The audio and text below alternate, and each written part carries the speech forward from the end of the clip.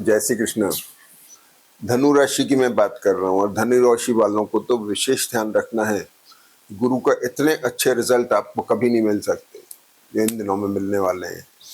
आप खड़े हो जाएं, काम पे लग जाएं, इससे बढ़िया वक्त आपकी लाइफ में मुश्किल आएगा।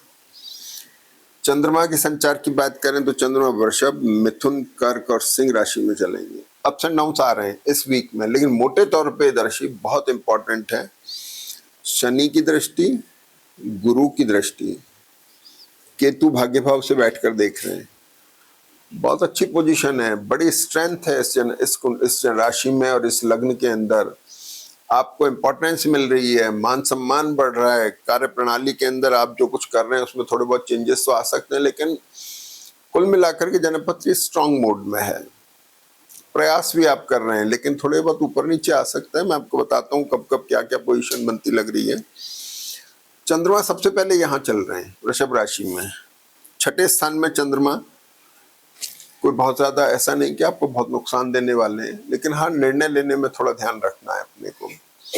इस समय में पेट की थोड़ी तकलीफ भी हो सकती है, हल्का एपेटाइट लो हो सकता है, हल्का सा इंडाइजेशन हो सकता है, लेकिन विचार बहुत ज्यादा चल रहा है। ट्रैवल अगर होती है तो बात ठीक है, ट्रैवल के आसार मुझे दिखाई दे रहे हैं कि धनु राशि धनु लग्न वाले अधिकतर ट्रैवल कर सकते हैं, स्पेशली इन 2 दिनों में 20 से 22 जुलाई के बीच में।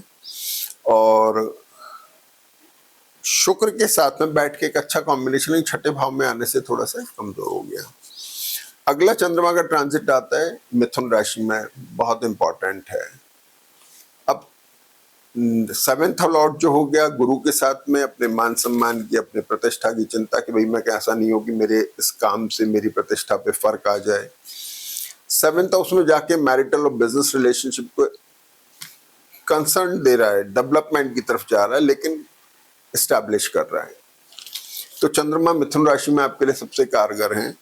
और यहाँ पर चंद्रमा के ऊपर राहु की दृष्टि, तो थोड़ा बहुत हल्का फुल्का स्ट्रेस 1-2 दिन का रह सकता है, बाकी ऐसी कोई बात नहीं है और समय बहुत बढ़िया आपका है। कार्य प्रणाली में थोड़े परिवर्तन आ सकते हैं।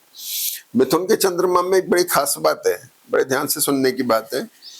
जैसे ही चंद्रमा यहाँ पर आते हैं, ये बुध के साथ एक कॉम्बिनेशन बनता है, तो भाग्य भाव को, आपके कर्म क्षेत्र को, आपके मैरिटल और बिजनेस रिलेशनशिप को, इन सबको प्रभावित कर रहे हैं, परिवर्तन ला रहे हैं, चेंज ला रहे हैं।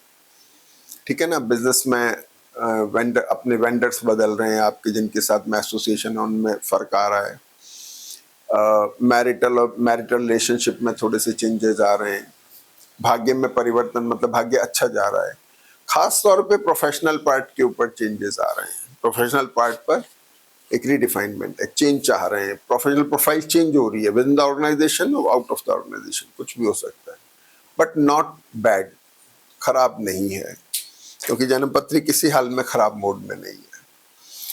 अब सबसे इंपॉर्टेंट है अष्टम भाव में चंद्रमा का कर्क राशि में, अपनी राशि में रहना।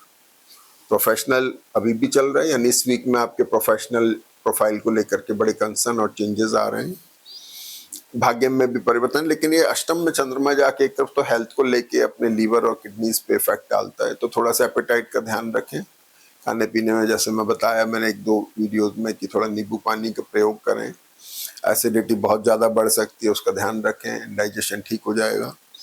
ट्रैवल कर सकते हैं, पैसे को लेके कंसर्न हो सकती है। और आखिर में चंद्रमा जैसे केतु मंगल के साथ में आते हैं, इसके बाद से कालसर्प दोष जो सो कॉल्ड कहा जाता है, मैं इसे बहुत ज्यादा नेगेटिव नहीं मानता। मंगल केतु से जैसे ही बाहर जाते हैं तो चंद्रमा इससे फ्री हो जाते हैं। लेकिन सिंह राशि में चंद्रमा बड़े इफेक्टिव हैं, एसेट की तरफ ले जा रहे हैं, खरीदारी की तरफ मन बन रहा है, तो सोच विचार बहुत ज्यादा है। बच्चों की पढ़ाई को लेकर के बड़े डेवलपमेंट्स आ रहे हैं। पढ़ने वाले बच्चों के लिए बहुत अच्छा समय है, डेडिकेशन डिटर्मिनेशन के लिए। तो इसलिए ये सारी चीजें आ रही हैं और भाग्य भाव में चंद्रमा आपको मदद कर रहे हैं। कुल मिलाकर के जन्मपत्री धनु राशि की बहुत इंपॉर्टेंट है। आप लोगों को खड़े हो जाना चाहिए, काम करना चाहिए और इस अच्छे ग्रहों का भरपूर फायदा उठाना चाहिए। जय श्री कृष्ण।